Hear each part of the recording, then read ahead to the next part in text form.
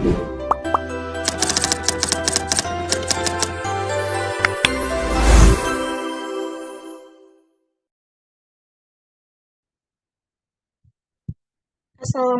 warahmatullahi wabarakatuh.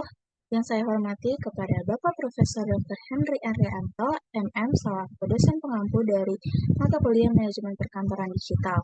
Di sini saya akan mempresentasikan ide perusahaan yang sudah saya buat. Untuk nama perusahaannya yaitu Cubic Space. Baik, sebelum masuk ke pembahasan, izinkan saya untuk memperkenalkan diri terlebih dahulu. Perkenalkan, nama saya Diana Lintang Prihatiningsi dengan NIM 17124222058 dari Prodi Administrasi Perkantoran Digital. Baik, untuk tabel konten yang akan dibahas yaitu ada bidang usaha, visi misi perusahaan, fungsi-fungsi manajemen, serta tata ruang perusahaan. Baik, kita masuk ke poin materi yang pertama, yaitu ada bidang usaha.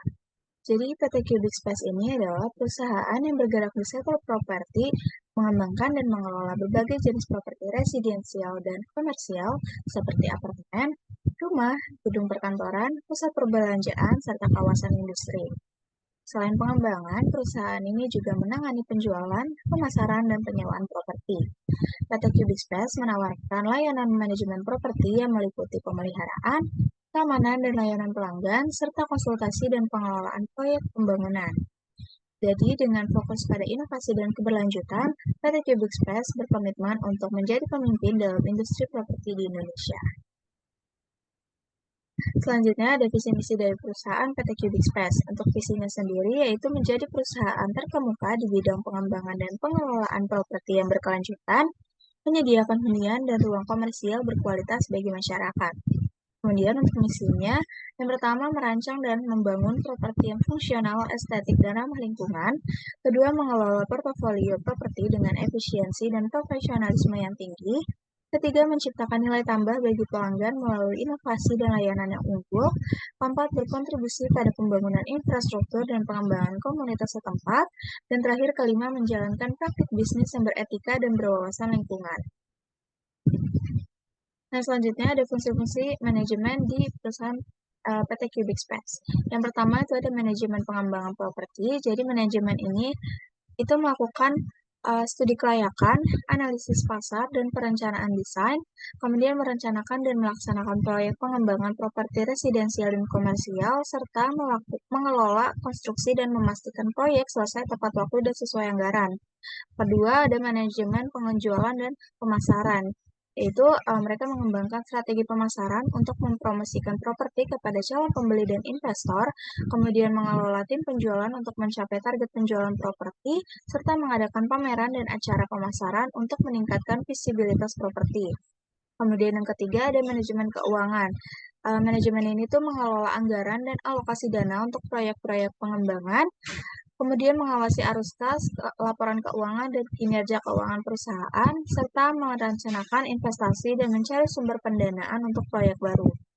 Kemudian yang keempat itu ada manajemen operasional, yang dimana ini tuh mengelola operasional sehari-hari perusahaan untuk memastikan efisiensi dan produktivitas. Kemudian mengawasi pemeliharaan properti, keamanan dan layanan pelanggan, serta memastikan kepatuhan terhadap peraturan dan standar industri. Kemudian yang kelima itu ada manajemen sumber daya manusia, yang dimana ini tuh merekrut, melatih, dan mengembangkan karyawan untuk mendukung pertumbuhan perusahaan, kemudian mengelola kesejahteraan karyawan termasuk kompensasi, tunjangan, dan pengembangan karir.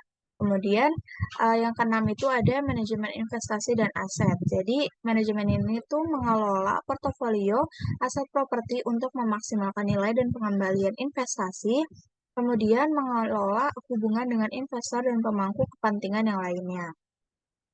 Dan terakhir itu ada manajemen layanan konsultasi dan proyek, di mana mereka itu memberikan layanan konsultasi terkait pengembangan properti kepada klien eksternal, kemudian mengelola proyek pembangunan dari tahap perencanaan hingga penyelesaian, serta menyediakan solusi yang disesuaikan dengan kebutuhan klien.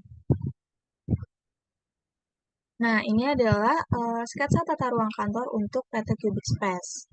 Selanjutnya, saya akan menjelaskan terkait setiap ruangan yang ada di kantor PT Cubic Space. Yang pertama itu ada lobi dan resepsionis yang biasanya ini tuh terletak di dekat pintu masuk untuk menyambut tamu dan klien.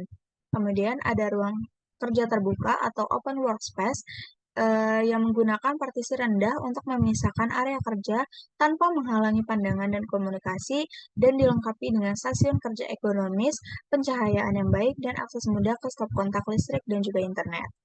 Kemudian yang ketiga itu ada ruang rapat atau meeting rooms yang biasanya itu beberapa ruang rapat dengan kapasitas berbeda untuk pertemuan internal dan juga eksternal.